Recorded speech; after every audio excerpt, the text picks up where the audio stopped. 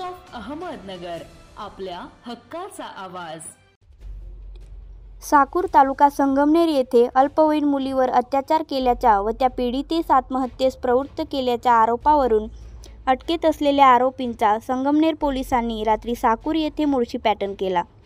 त्यांच्या हातात बेड्या घालून त्यांची गावभर दिंड काढण्यात आली। त्यांना पाहण्यासाठी ग्रामस्थांनी तुडुंब गर्दी केली होती। टगेगिरीची गावातील दहशत मोडून काढण्यासाठी पोलिसांनी राबवलेल्या या पॅटर्नचे सर्वांनीच समर्थन केले। त्या आरोपींकडे पाहत अनेकांनी संतापही व्यक्त केला।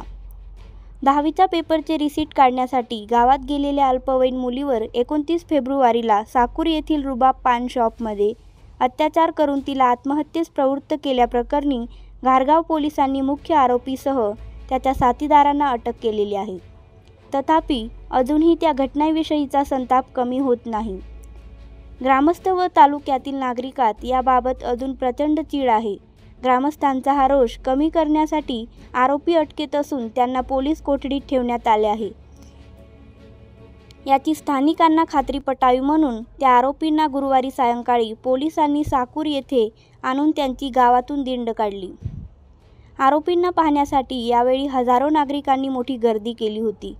29 फेब्रुवारी रोजी तालुक्यातील पठार भागातील साकूर येथील एक अल्पवयीन मुलगी 10वीच्या पेपरचे रिसीट काढण्यासाठी गावात आली होती।